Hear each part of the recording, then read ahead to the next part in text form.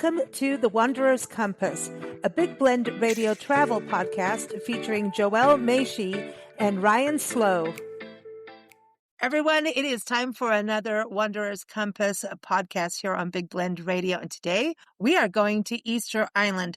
This is a destination I think many of us have on the bucket list, but do we even know where it is? How about that? Many of us do. And then some of us are going, we just want to go see those big sculptures. And then there's all these stories about how they are actually bigger than what we've known. So very excited to hear what Joelle and Ryan have to tell us today. So I'm going to start with Joelle as always. Ladies first. Joelle, was this a bucket list destination for you? No, as a matter of fact, I had never, other than having a basic knowledge of Easter Island, knew very little about it.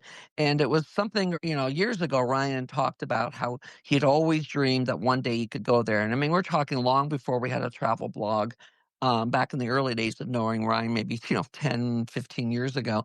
And he always talked about that. And I was like, oh, well, that's interesting. But I never really looked into it. I knew a bit about the statues that are there, but I also knew seemed like a million miles away and didn't seem really doable. So it was just something that I sort of were like, okay, that's interesting. But he would bring it up every once in a while, but more like, again, as a pipe dream, like, oh no, this can't happen.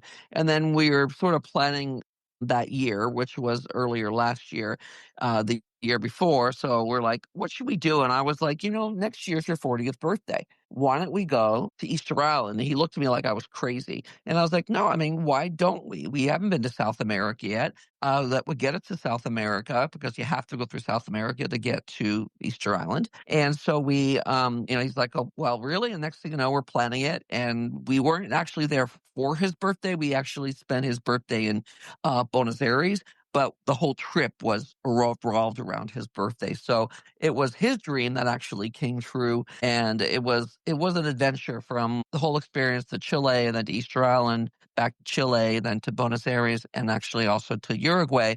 It really was an amazing experience, and we could not have enjoyed South America more, but we're super excited to talk about Easter Island, which we will refer to. It's only called Easter Island because that's what the Europeans called it, because per the story we heard is that basically they arrived on Easter. So they called it Easter Island. But the actual name of the island is Rapa Nui, which is also what the people are called. They're called the Rapa Nui. So we'll probably refer it more to that than Easter Island because that is what its actual name is, and sticking to the culture and respecting how the people refer to it as well there. But it is a remarkable destination, and everything we sort of thought we're prepared for, we weren't prepared for because there's a lot of myths associated with Easter Island, and there was a lot of misinformation before going. And then people would say to us, because we planned a 5-night stay, and actually, it was one of Ryan's friends who was like, well, what are you going to do for 5 days? Just stare at these statues? And we're like going, there's quite a bit more there. But we weren't even prepared by all the options. And by that 6th day when we had to leave, we were really sad to leave because we felt like we had really shortchanged it. There was a lot more to do that we just didn't have time for. And so it really is a unique setting and just really quite remarkable. But, it's where it is, and that whole story in itself is amazing. Well, I love number one, too, that I want to say that I said sculpture and you said statue, and I went, that's right. It's a statue. It's different than a sculpture. And a sculpture is more of this artistic thing, whereas a statue is really this representation of like a deity, an animal, and it's more of a representation versus an artist that's commissioned to put a sculpture in a park. Exactly. And so when you said statue, I went, well, I did it wrong. So I would just want to put out that, well, this is how you learn, right? And Absolutely. That's what I love personally as a person doing these podcasts. I'm in college all the time, and I appreciate being in college. And I just, lesson number 10 already. So Ryan, you were an adult going there now. It was your birthday. So, and it's so funny because didn't we start the podcast on your birthday this year? So that's cool. So you got a lot of birthday things going on, but that's a hell of a birthday present. Really making it, and I think there's something special about celebrating your birthday and making it happen yourself and not hoping for something to happen. Do you know what I mean? Yeah. When we start to create our own destiny. Did you feel that going there? Like, I made this happen. Obviously, you've got Joelle and everyone with you doing this, right? But that makes it kind of extra special when you start to achieve these bucket list adventures. And so it was a bucket list for you. Yeah, I mean, I think all those places that you always that everyone kind of knows about, the Rapa Nui, Easter Island, Machu Picchu, the Egypt pyramids and stuff like that. It's like one of those things like, well, you gotta go, like you gotta see the Eiffel Tower, you gotta see Pisa and all these things like that. But this being one of those places that's so much older and a little more mysterious and just a bigger cultural significance and everything else. It seemed like very more exotic and almost unobtainable, and doing that first trip 10 years prior, for my 30th, she was kind of like, well, it's you're 40, you gotta go do something. And like we're trying, I was like, oh, we gotta get 40 before 40. I started thinking about getting to 40 countries before 40. And then next thing you know, like I was, by the time we did that trip, I had 45 at 40. Now I'm at 51 countries. So it was like, you gotta do something kind of big. And that's one of those things to knock off the list. And we're like, what can we, do? And she brought that up, like, well, I guess we could do South. That'd be great. But then we tried to figure out how can we do it, because I was like, well, let's do Machu Picchu too. Let's do this. And everything's a little more difficult to get to, I was like looking at the distance and flights and how you get, I'm like, the treks to get to these different locations. And like, I don't know exactly what we're going to do. So we kind of made it, we did multiple countries, but we, shrank down what we were going to do. So we landed in, Santiago first in Chile. And, we did that for like 2 nights, right? I believe 2 nights. Yeah. Yeah. And then we, basically met up with a friend because, our friend Brandy that really loves traveling. That was one of the things she always wanted to do. And she's like, I'm thinking about doing that too. Like, I've been looking at that a lot lately. And like, well, this is when we're trying to do it. So, if you want to do it, let us know. And then, we set it up. So she met us basically there on the flight to leave to go to Rapa Nui. And then we spent the whole time there with her. And then we flew back. We did, basically just an evening there and then like a little bit morning. And then, she left and then we did like, another day there. Then we flew out and we landed into Buenos Aires, Argentina. And then from there, one of the days we did a day trip into Uruguay just to knock off another country and went to this like beautiful colonial town. I can't think of the name right now because it's Colonia de Sacramento, I believe. Yeah. Yeah. Wow. She remembers She's everything. got it. I don't. And yeah, so it was an awesome trip to be able to experience not only that, that little bit of mystery and this exotic, this whole new culture, like it's very similar to, all those Polynesian islands, you go to, but they're very similar, but all different at the same time. You go to Hawaii or you go to Guam or whatever, they're all related in some way or another, but they feel like entirely different places, and it was a great experience to be able to get that and capture that and then, move on to other things and get to experience that part of the world and start exploring outside of Europe. That's interesting because I look at like all the interviews we've done and you think about the Pacific and you go like, just going from I need a globe now. There's something about a globe that makes it make sense. But if it's okay, I hate flat earthers, right? Sorry. But when you have the map on the wall, I love maps, but a globe makes it make sense. And when it's flat, it just doesn't quite get it for me as it is when it's a globe because I am not a flat earther. Sorry. So sorry to all those listening who may be. Let me tell you, there's a whole different thing when you look at a globe. We've done, and I need one in front of me. I don't have one, but we've done so much on like New Zealand, Australia, and South Africa is always connected to Australia in like all these different ways. But New Zealand, and you think about the Maoris, and then you think Easter Island, you think, there is this connection from Hawaii all the way down. And I want to do a special interest magazine just on that, actually, because I think this culture, when we think about how civilization began and how the world shifted and changed, I think everyone was connected at some point in civilization. I'm getting wonky and weird, and some historian's going to slap me on my wrist at any time, and they can.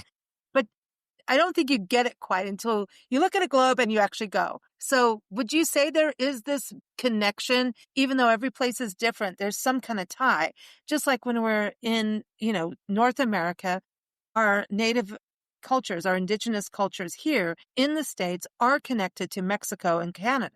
So would you say that is the same going from like Easter Island through to Hawaii, or am I would just say so. living? I would say so because I've definitely spent a lot of time in Hawaii. I'm going to play Kontiki music just now. Here you Sorry. go. Yeah, I'm going to Hawaii next week, as a matter of fact. Oh, wow. So There you go. there's definitely similarities. We went to a Rapa Nui show, basically showing their traditional dance and their different outfits, the history, the music, and having seen some of that very similar style as well in Hawaii. I mean, these are the Polynesians. Based on what they can tell, the Polynesians arrived there back around 800 AD. Long, long time ago. The Moai, though, were not really constructed or carved or whatever you want to call it until 1200 to 1500 AD. So this is many centuries later that the actual Moai are being, designed on these islands, but they were there long before that. So no, there is a lot. And one thing that we realized, this was a fun fact we did not learn till our last day there, that actually Rapa Nui is actually part of the Oceania continent. So that was actually, not only was this your 40th birthday, you actually not only went to another country, you actually are on another continent that he had never been on. So that was sort of Okay. a See, fun that's the added thing. fun fact. Get that globe out. Get the globe out. Yep. Seriously. Because it's hard to kind of tie, but I love how you guys did this trip because it gives people an idea of what they can do, because time is always of essence for people and you want to do these bucket lists, but you really did it. But now when you look at these statues, am I right that they found like a whole other layer? I mean, did you experience that or hear about that when you were there?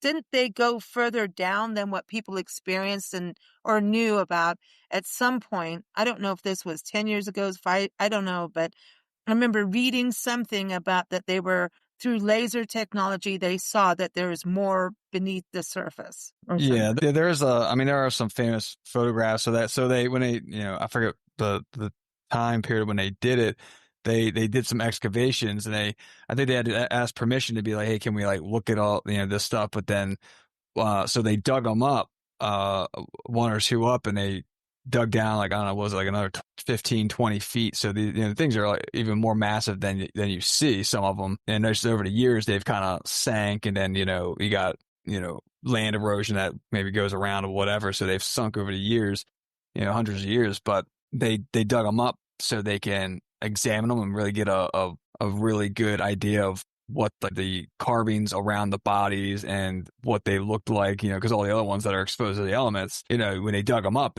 you can see a clear difference between what was exposed and what has been buried for, however many decades or hundreds of years. So they were able to really get a good idea of what they used to look like and the unique carvings and things like that.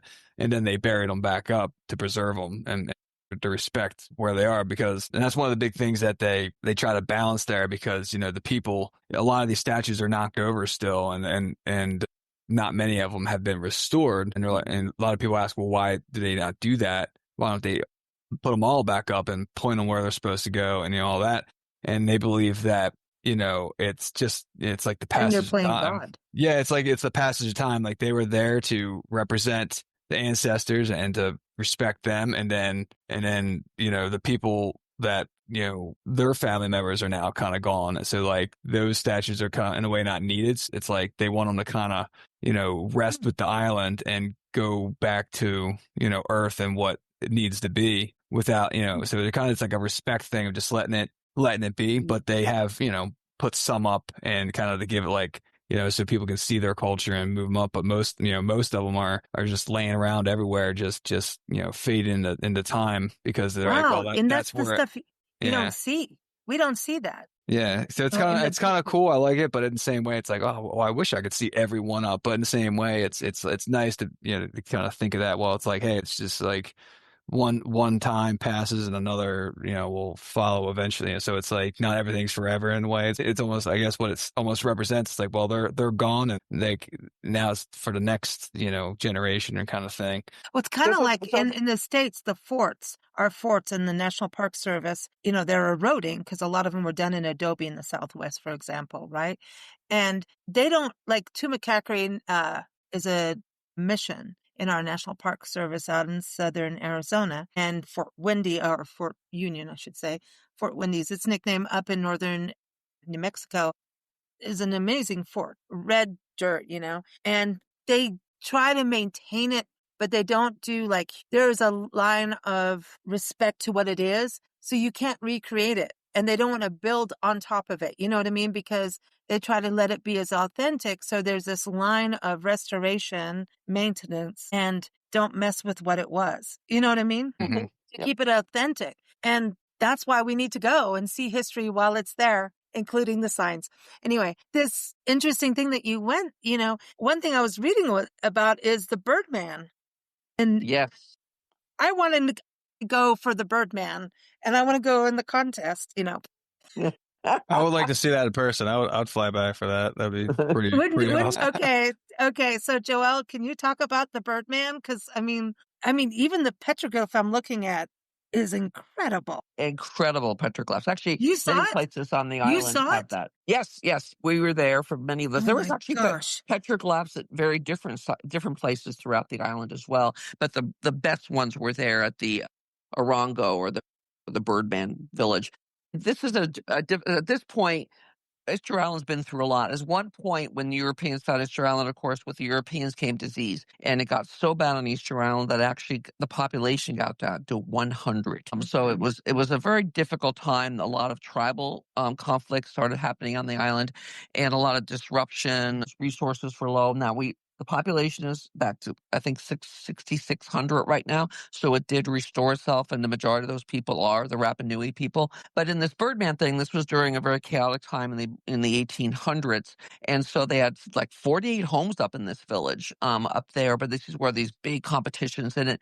We went into some of these per se homes that weren't homes, that were like built into the rock face and so forth. And this is where really the wealthy were. This competition was what really drew the wealthy there to entertain them. But they were very aggressive competitions, and then who won would sort of become the lead tribe on the island, which didn't always lead to positive things. So it was a rough time in Rapa Nui. But we were to stand over where these cliffs were to watch that these guys had to climb down these incredibly treacherous cliffs, very high, and then swim in this ocean that's pounding them back to shore out to this little island. I think it's Mano something. And then they're on this island, and they will stay in these caves until these very specific bird, the sooty terns, lay eggs. And what these warriors would do is they'd go get one of those eggs, and then they'd have to return back to the Birdman village, which means swimming to shore again, climbing up that cliff, keeping the egg intact. And the person who did that would win the Birdman competition. And that's why it's called Birdman, because they're getting the egg of the sooty tern. And it was just the whole site. There was a museum on site to walk it. And then right next to it is this incredible crater where actually they get a lot of their fresh water from. That's where a lot of the island's water is coming from, is this giant crater. In the articles we have out there, there's images of this. We could not take enough pictures of this crater. I mean, all three of us, Brandy and I and Ryan, were like, isn't this stunning? I mean, it's just the whole setting up there. It was absolutely breathtaking. Like Kenya. This is like Kenya to me. You got the Ngorongoro crater, and you've got the Rift Valley and stuff, right? So all of these legends actually do come to life. And when you see stuff, you're like, all right, man, this is some like wild stuff. But I wonder about the wording, like the names are kind of connected. I mean, I'm looking at Orongo, and that, like, if you just gave me the word Orongo, I would think it was African. From my history there, I don't know. But I mean, that could also be very, I don't know. But to me, Orongo, I would automatically think it would belong in Kenya, in that area. And it's very similar to what you're saying. And I think about the Birdman contest and I go, look at what they do in schools in this country where people have to watch over the egg to pretend it's I don't know if they do that now. Do they? Where you take care of the baby? I mean, I didn't go through that stuff. That would have been interesting. Didn't they do the egg thing where you had to watch over the egg? Yeah. Like And maybe I remember that myself. Yeah. So maybe it came from this. Drop. That's all I remember. I remember like you had to run with an egg on a spoon. Wonder about these kinds of things, how it passes down. Like even, I mean, I don't know how they climbed those cliffs. I don't know how they could have kept that egg intact because those cliffs were sheer. Yeah, even if you put it in your mouth, it would crush. You'd crush it. Yeah, absolutely. So it was quite the thing. And I think we did a warrior post on it because we were like, these are warriors. These guys, I mean, they risked themselves because I think some didn't make it, or if you didn't win, there was potential repercussions to the tribe. The tribe would not favor you or whatever.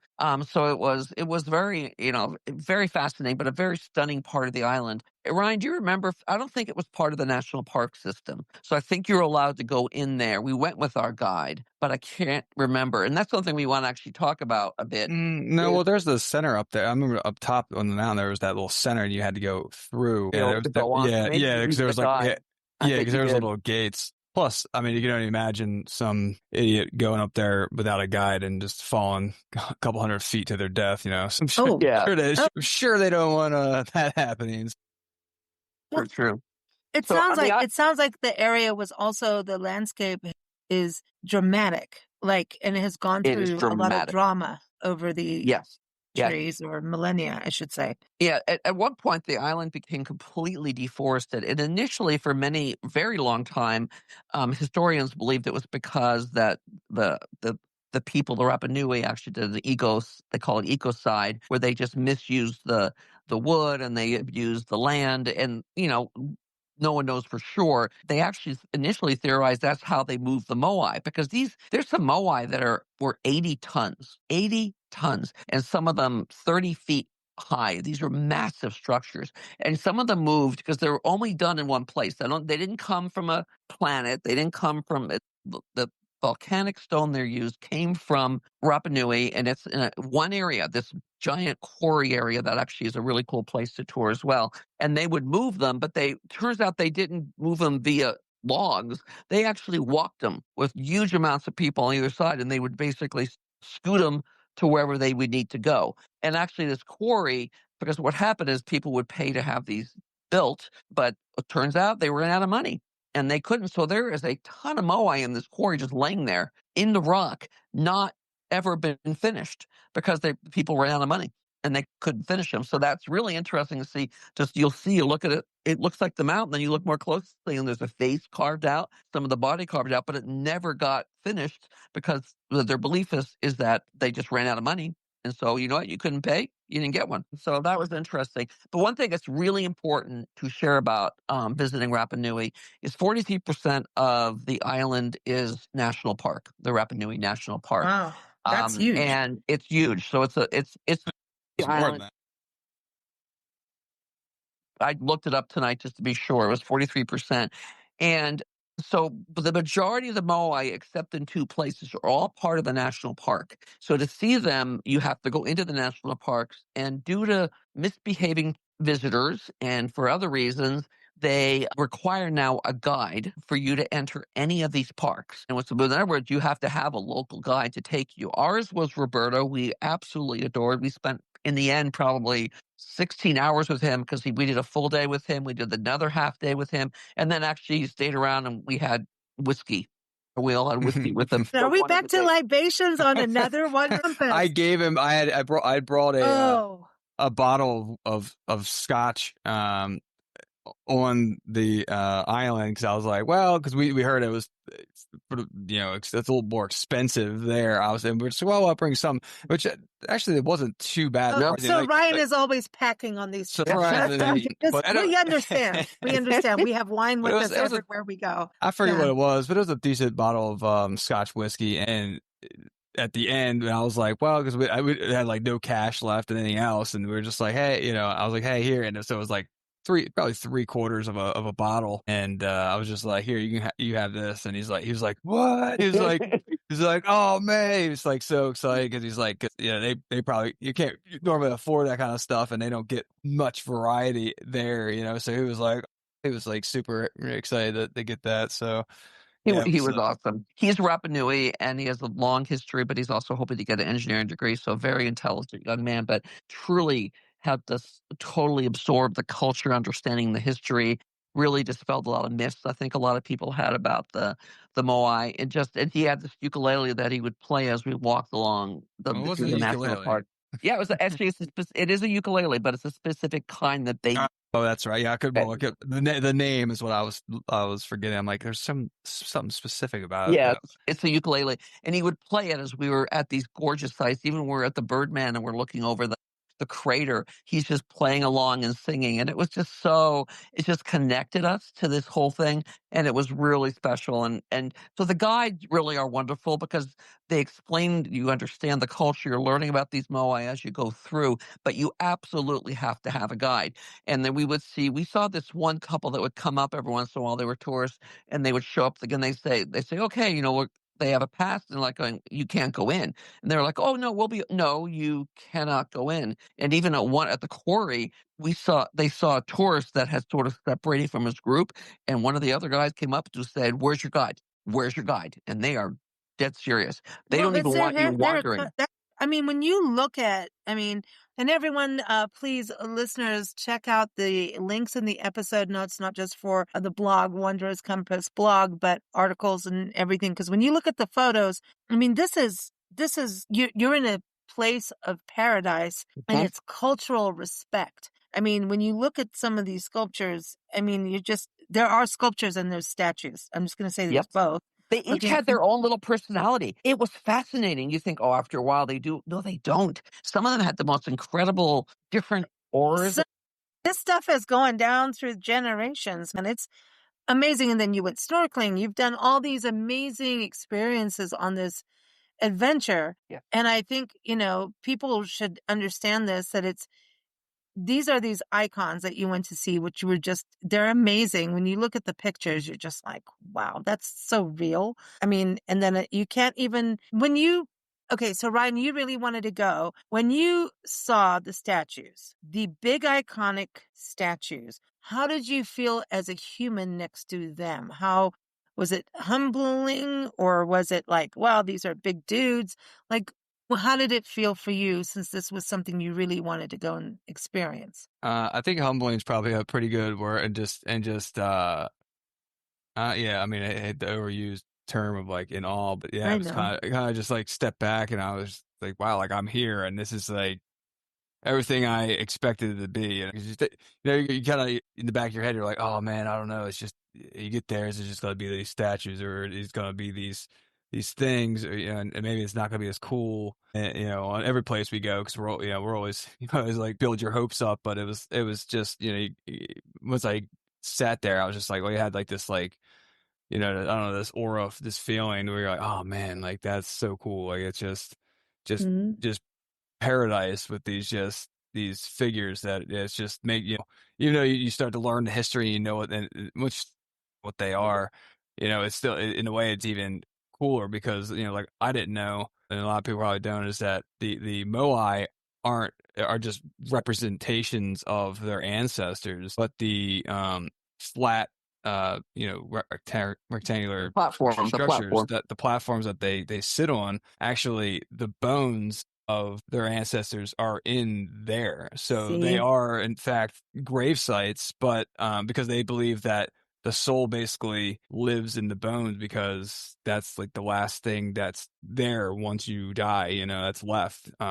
So they put these statues up, and then the statues. Another thing that a lot of people don't realize is that they all face in except for one set. All of them face Mhm. inland because they're there to look over their people, their section of the island, their tribe, their ancestor, or their living relatives, and so which I thought was pretty cool because I didn't really realize that looking at pictures until you get there, like, oh, they're all facing it, and like it seems like because at first a lot of people think they're supposed to be like protectors or something. Why aren't they looking out like to ward off enemies? But that's not what they're there for. It's for people to they're in a way just like gravestones, but it gives them a way to talk to their and pray or whatever they need to do for their to their ancestors.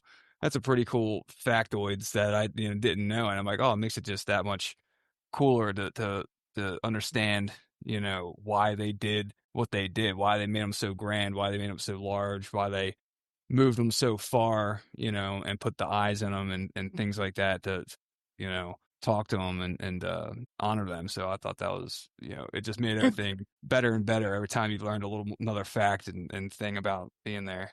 Thing with the one set, there's only one set that looked to the ocean, and they were believed that might have been something else, like watching for people to come in. But at least our guide said the real belief from the Rapa Nui people and within their stories is that those specific ones are located on farmland. And so they believed they were facing not to the ocean per se, but they were facing to the farmland in which they were at, where all the people worked, the farmers worked. And so they were actually over, watching again, looking over the next generations, these ancestors of people who were worked the farmlands, because there's not a ton of farmlands on the island. And so that was really an interesting, again, perspective as well, which is why these guides, which actually do not cost that much. I think we paid like 125 for, like I said, 4 hours. So it was reasonable. Insight, worth it. Well worth it. That's and what they taught us and what we learned was beyond anything we could have ever gotten, even from a book. Because the thing, there's a lot of misinformation out there. And then how the national park works there, you just pay for a pass that gives you 10 days access. And when we were there, it was 80. Now I hear it's on October 1st, it's going up to $100. So again, still for 10 days, that's a park entrance every day for 10 days. If you stay that long, is very reasonable. And they do a very good job maintaining these properties. There's bathrooms, there's security. About the bugs. Okay, let's talk about the mosquitoes, because I know we've had this conversation, a while back. But isn't this area like the area you need to like spray mosquito stuff on you and be prepared for that? We knew a little bit about it, but not as much as we thought before we went. I guess there have been cases of dengue fever there, which is nothing to mess with. And so we actually really weren't fully aware of that until we were on our flight, because it's a 6-hour flight from Santiago, Chile to Easter Island. And there's only one flight a day. And that's when they mentioned it. And we're like, oh, we brought spray, but we didn't bring that much spray. And so we were a little nervous about it, but we came out fine. But there are a lot of mosquitoes. And we stayed in this really cute cabin right near the ocean. We actually had Moai right in front of us, and every night we'd watch the gorgeous sunsets, by the way, on this island. Gorgeous sunsets with the Moai as the the front and the backdrop, the sunset. But we didn't have screens. And so it was like, but it was so warm. And so we're like, oh, but I mean, we had a couple of bites, not many, but they definitely have mosquitoes. So my advice would be to definitely just have lots of spray. We went to buy more. Well, this is a small island. There's only one town, Hangaroa, which we were able to walk to, in a really cute town. But, things aren't open very late. And there's not, I think there was one pharmacy in town, and the 2 times we went, it wasn't open. So we had a very hard time finding bug spray. So I would come well prepared for that. But it was never an issue when we were walking around. It was really just at night that we felt. Just sitting there when the humidity sets in. Yeah. And oddly enough, it was like I think it was like the first, one of the first sites we were at, and he's like, oh, it doesn't ever rain, here really. And if it does rain on you, like it might just be for a second, and you call that what do you say? It was like good luck or something. Yeah. I think it rained like almost every single day. Oh, wow. Like at one point we walked up to it was the one day, it was like the 3rd day, or maybe it was the 4th day. And we walk up, get to a little bit of a sunset, early sunset, and to the Moai there on our side near our hut, and all of a sudden you see these little black clouds coming in, and just boom, just starts dumping on everybody, and I'm like, hardly rains, huh? So I was like, I guess we have really good luck, because it rained. I think it rained like every day. We got but there's some that it poured for 10 minutes and then 15 minutes, and it was like none, done. And then the next day it was just like, oh, poured for like 2 minutes and then it was done. Another one it just like sprinkled for a little bit, and it was, so it was funny that we're like we must have just got most of their rain for the year, I guess. That's So wild. Yeah. People keep telling Nancy and I that everywhere we go, here comes a storm. And I'm like, dude, it's not us, please. But it apparently could be. But that's awesome. I wanted to ask you, Joelle, can you talk about, you mentioned the lodging, but food, that kind of thing, because it sounds remote when can't get to the pharmacy when it's open and things. So for folks planning on going, what can they expect? Do they need to pack their own meals or on the plane? What should people expect on this? So, one thing we were warned in the things we read that it's outrageously expensive there. Though, like I said, we stayed in a 3-bedroom cabin, right in an incredible location, and I think paid $375, $400 a night, so very reasonable, honestly. And then so we thought, but food's going to be outrageous. Well, first of all, the food was absolutely magnificent. delicious. I mean, you're talking, and if you go to some of these links in the blog, you'll see these articles. The salads were stunning, and it's interesting because they don't have much places to grow things there. So this is all coming from the main island, the mainland, Chile, and the seafood. Now that is coming local. Fishing is a big thing there. Local fishermen in small boats go out and bring fish in. Absolutely incredible. Everything we ate was incredible, and it was not. We pay a lot more we were in New York City recently. We pay a lot more meal for New York City than we ever did in Easter Island. I mean, it was, it's not cheap, but I mean, I'll say it's mid range. Yeah. So I expect to spend $35 or more, like For dinner. a meal for a dinner or more. But I'm like $35. Like, I mean, you go to like Applebee's, You're getting delicious for like they're like whatever deal, and you're paying that much, So it was for what it is, and being there, and the fact that you're so far out there to get stuff, and even the alcohol, which usually a lot of times at certain here we go. you think it's like, oh man, it's gonna be expensive. $20 a cocktail or something. Yeah, but some of the mixed drinks were. I mean, some of the like if you wanted like bourbon or scotch or something, like some more imported things, but like you get rum, some kind of rum from South America or whatever, and it was like really cheap. It's a $8, $9, gorgeous. $35 bottle of rum at the store. So like so some things were surprises. The mixed drinks, were pretty reasonable, and so that's a misconception. Let's talk about what was local to eat and drink. Like you were talking about the seafood and everything.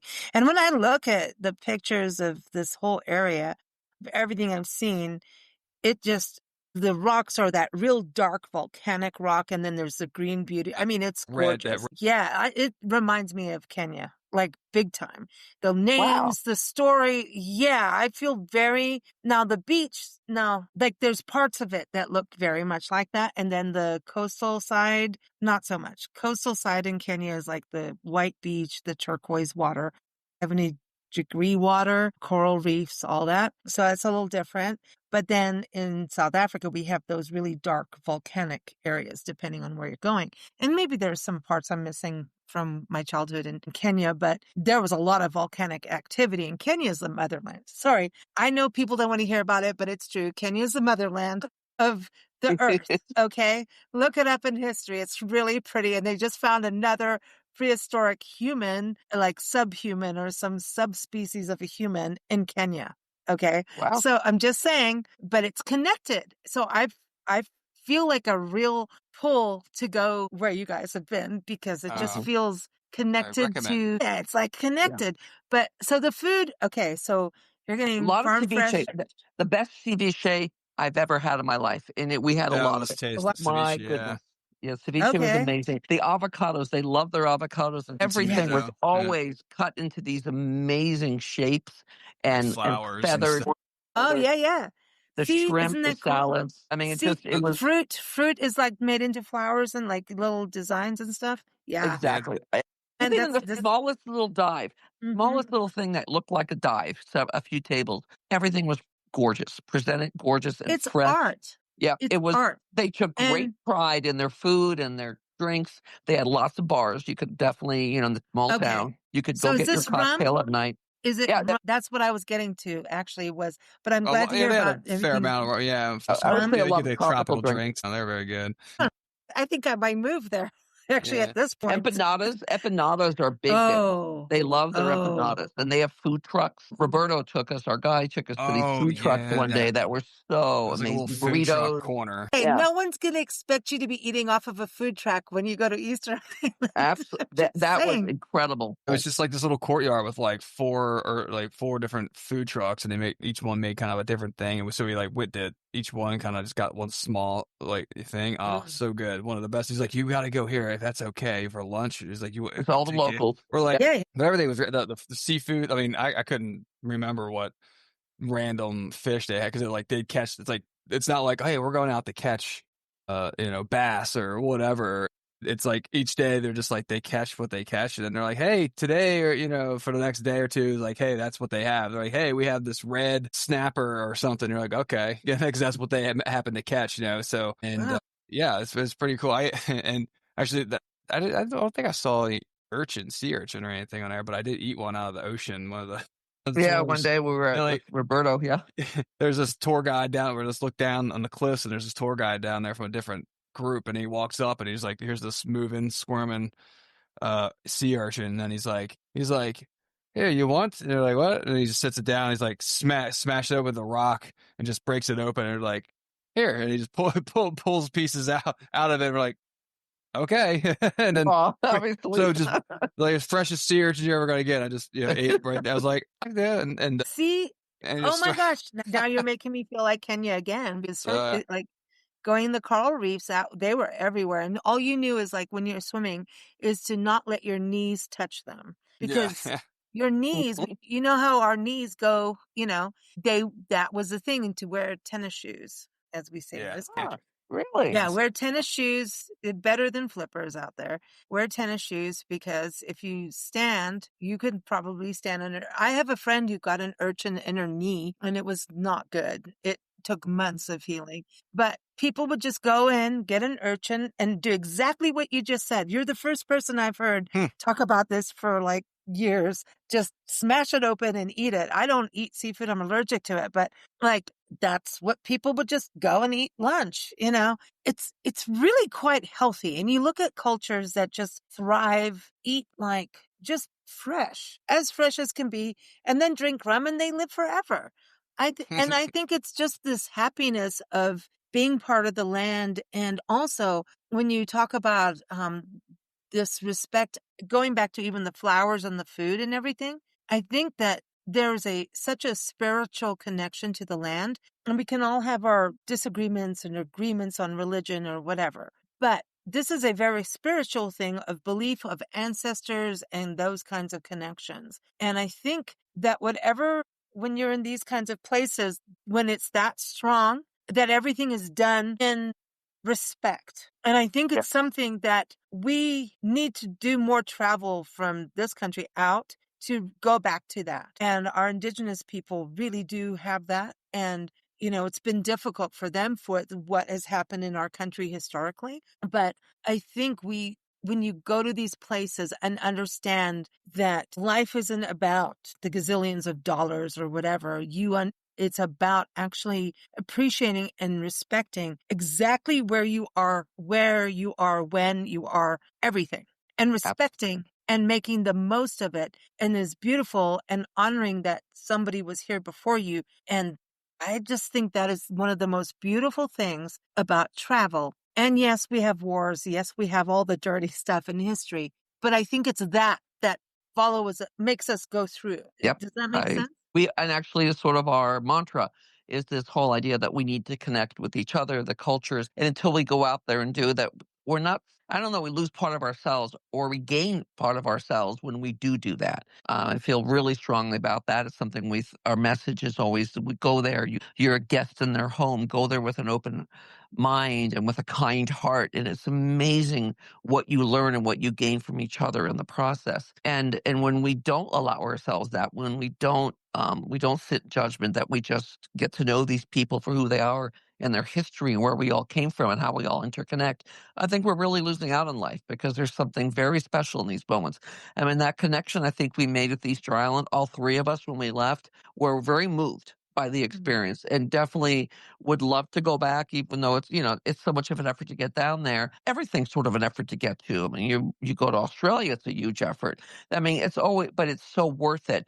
And that one was probably one of the most unique experiences we have had, because you do connect. You're middle of nowhere. You're 2,300 miles from, anything. And it's really about the people, and there's not a ton, and it's a very simple life, but it's also in this life where, they're connected, and it felt safe everywhere we went. The one thing we haven't mentioned is what's unique about there that I've never seen, and I think I was more fascinated than Ryan, but horses roam free. The island Yeah. has horses everywhere, and they I just love roam. that. Well, you would see them literally on the porch of one of the houses near us. And the cats of Turkey and Greece. Yeah, in a way. And And dogs there's a too, lot of same dogs thing. too. Too. We made a couple of friend dogs that would follow us home, and they would sit on a front porch. Culture there is very different, and these horses their coats are gorgeous. They look healthy. They look well fed, though they just roam and eat grass. We had always a bunch of horses right in front of our cabin every day, every evening. We had pictures of horses in the sunset in the background. And there was one picture I have of Ryan just walking down the street, and there's a horse walking next to him along the sidewalk. I mean, it's a unique place that it's just, you almost can't imagine it.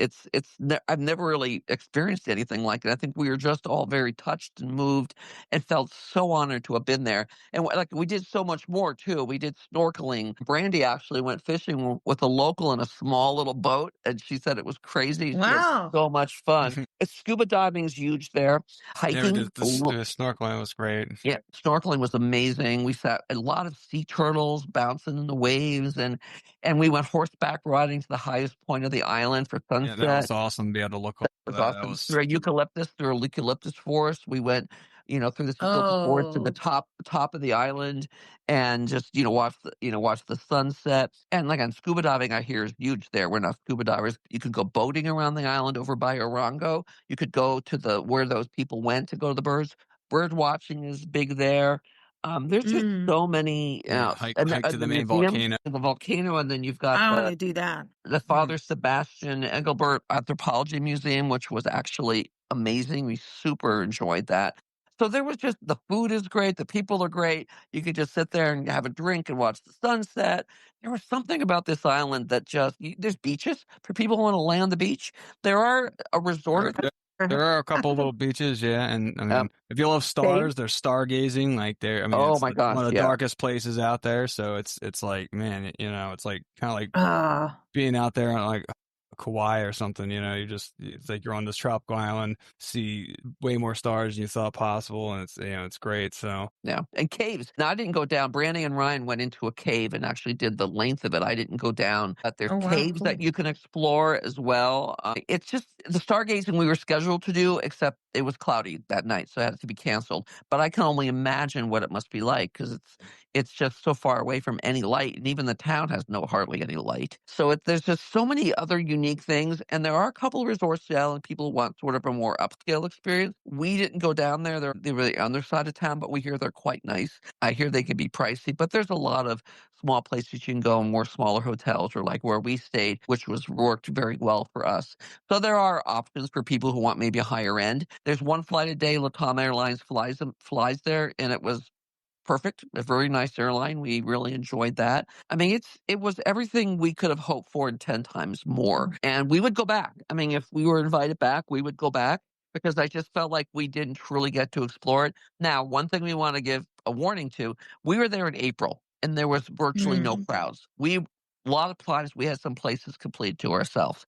We understand the summer is very different. They would tell us it gets a little too much. Now, they limit how many people go. You have That to, makes sense. so they do, but at the same time, I still, that one plate a day is pretty full. And so it can be a little tricky. I think when we went, they were only doing like 3 flights a week. So it wasn't every day when we went, but in the summer, it's every day. Like, I guess it can get now, definitions are crowded. Like, we're not talking New York City crowded, but I'm sure to the islanders, it might be is busier.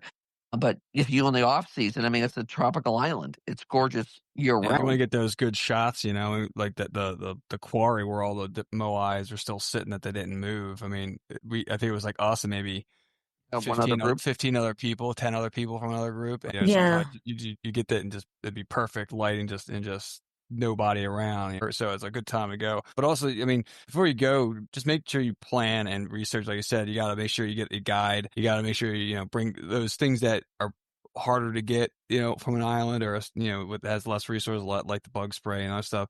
And Sunscreen. and sunscreen, and you gotta get that pass. You gotta buy the national park pass. And what was so one thing when we got there, we get to the airport, we're like, okay, we're gonna go fly out to Santiago. Rapa Nui, and all of a sudden they're like, you can't enter through the security unless you download this app and fill out this thing. We're like, what? It's one of those like immigration things where it's like, hey, you need to show proof of your reservations of where you're staying when you are getting there, when you're leaving, all this other stuff, because they want to know that you're not just going anywhere or whatever, and they want to make sure that they can kind of track how many people are on the island so it doesn't get overcrowded and these things, and people don't overstay their welcome and other things like that. So, and we're like, oh, so we're trying to take pictures of this like thing, code to download it and do that. And they're like all yelling at us not to take pictures because we're like in security. We're like, well, boy, we're supposed to do that. Like, so then we gotta like type it in manually, like, okay, / so this thing, like, and then we're like frantically, like while we're in the security line trying to fill this out. So one thing we didn't know, so make sure you do that ahead of time, but have like your itinerary and like everything printed out. So like when you get to that customs, you can be like, okay, here, where are you staying? Here, where's your flight? Here, when you leaving? Yeah. This, okay, cool, and they stamp, and you get, or whatever. So. Yeah, because that could have caused a problem, and since Joelle was always overly prepared, we were it's somewhat somehow underprepared for a second there, but because she had like here's all our paperwork printed out, our itinerary printed out, like our tickets and our reservations, like we always do. Boom, like we showed it and it was no problem. And there's all these other people we see in line frantic, like, oh, trying to take screenshots. See, but this is it. Being prepared helps because everything has to be copied. I think the two of you, between your background, Joelle as a nurse, you read the fine print, and then Ryan, you come in, from your military experience. It's like you guys are the dynamic duo that we should all learn from on how to travel, and doing your research beforehand. Trust me, I just went through all the country roads of Oklahoma, Texas, Kansas, because we got twirled around because I got one name wrong on a GPS thing. No, I thought we were doing this wildlife refuge instead of that. And, we're going to do a 40-minute detour. No big deal. No, now it is. It is. You're totally off course. And yeah.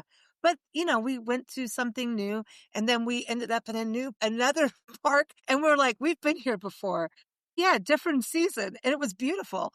So it was cool because we got to go in 2 seasons. But really, research does help. And I love serendipity, but serendipity is even more glorious once you've done your research and have your stuff in place. You know what I mean?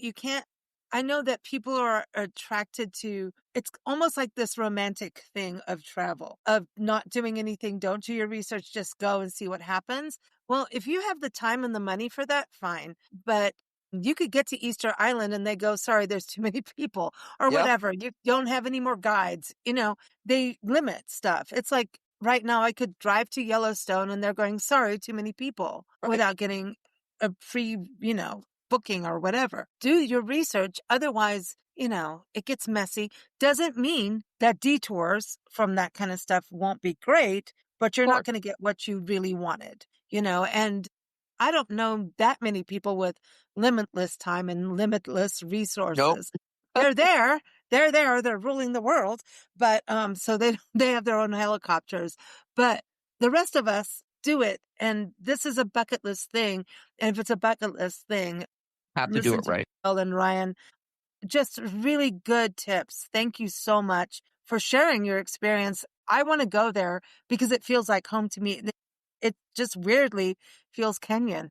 You're not gonna want to leave. I mean, we did all that stuff, and there's stuff we still didn't do. I mean, we did the show, we did all that stuff, but just, I mean, we could have went boating or other things, and just, I mean, we never really, we walked the town, but we never like, like, let's just spend a day in town and just like go to this bar and go to this place and relax on the beach and go, like, we didn't do any beach relaxing. We didn't do we were like seeing stuff, doing things for 5 days. Yeah. So there's more than the statues, not the sculptures. There's a lot But there's more. still sculptures. That's why we did that article. It was like, don't talk about the statues. Talk about everything there is to do besides the statues, because that was like the focus. Because there's a lot more than people know. Yep. All of it, though, I think it's all connected, because I think it's really important for people to understand the culture, which you both really got into. And I think that's, what you do with castles, and you're understanding the history. And that makes you understand the people of today when you're visiting a place, is when you connect with the past. You can't, every interview I've done on even changes in what's going on in our country, every single person trying to make positive change that is in those kind of lobbying fights or whatever, they all go, if you don't talk about the history, you can't talk about today. You can't make change today without understanding the history. And that's really true. So Absolutely. When you both travel and you come back with these stories, and, I'm kind of bummed that you're not there when we're doing this. I got so used to you being in another country doing podcasts. I'm like, I'm really bummed right now. But you guys come back really giving us the true story and really understanding the people. And I think that is so important, because when we travel, you've got to understand the people and get in connection with them. And nothing, you can look at a how many people will go to Easter Island, take a photo of the statue and go, I was here, look at me. And never Instagram understand pose it. or something. Yeah, don't. They were like, That's infuriating. You didn't even give a damn about that you're even there. You're just like, yeah, and then I'm gonna get a tan and get like X amount of likes, and I'm like, just it's go to infuriating. Florida beach That's or the something. word.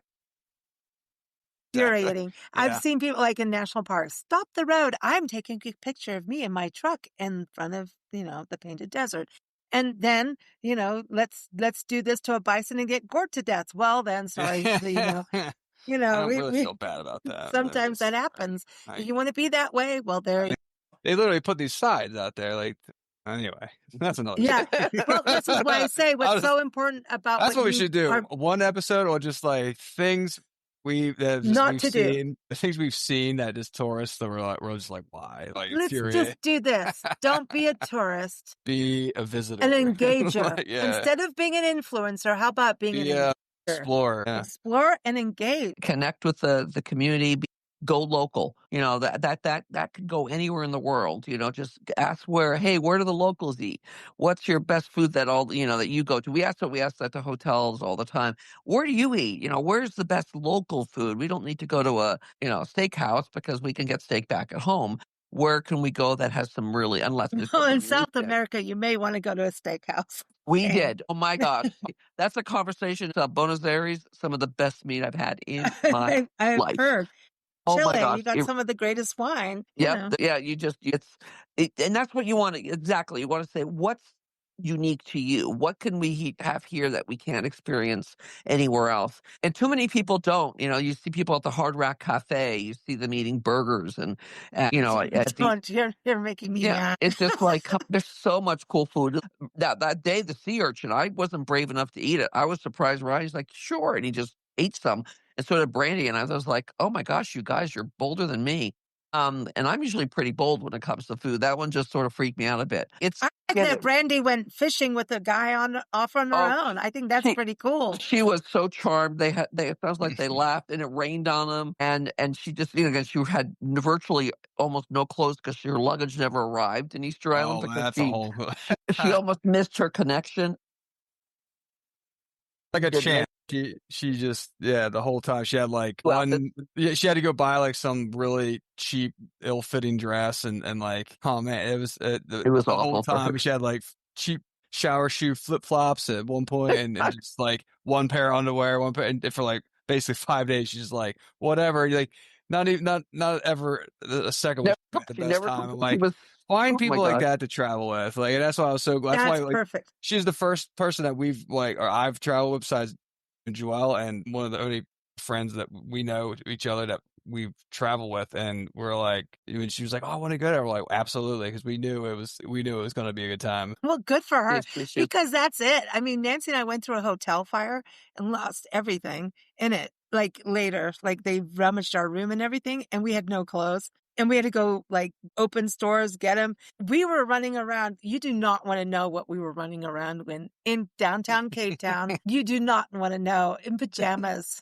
Pajamas. Actually, I think that's what Brandy wore when I think that's what she was wearing as pajamas is what she wore on the fishing boat. We were running around. No bras. The bras did not exist. No bras. Pajamas, running around downtown, and had to go to breakfast with all the hotel people, like everybody. And here we were, like, hello, but half of the people, when we were being evacuated, went down the stairs. There's smoke and everything. And it was right, our room was right by the kitchen where like stuff really was going on. And we're going down, and everybody went to the bar to drink. And we're like, that's so, like, us running around in our pajamas with nothing on, like, really, it was like, all right, whatever, they're getting cocktails. And then we're all at breakfast together, looking at each other going, well, hello, anybody got a spare bra? Sorry. Anyway, let's just close this episode now with that. So everybody, you may want to put a bra in your shoe or something. I don't know. Builds your character. Let's put it that way. And also makes you realize, like, there's so much trivial stuff that we really get wound up about in our world. And travel makes you really slow down. And if you allow it to, your trip is extraordinary. It is. I'm going to do it. Thank you both. Good. I'm going to do it. So thank you. Everyone, wandererscompass.com. Look at the links in the episode notes for articles and more. Thank you, guys. Thank you, Thank Lisa. you. Thanks for joining us here on Big Blend Radio's Wanderer's Compass Travel Podcast. New episodes air every second Monday at 4 p.m. Pacific Time, 7 p.m. Eastern Time.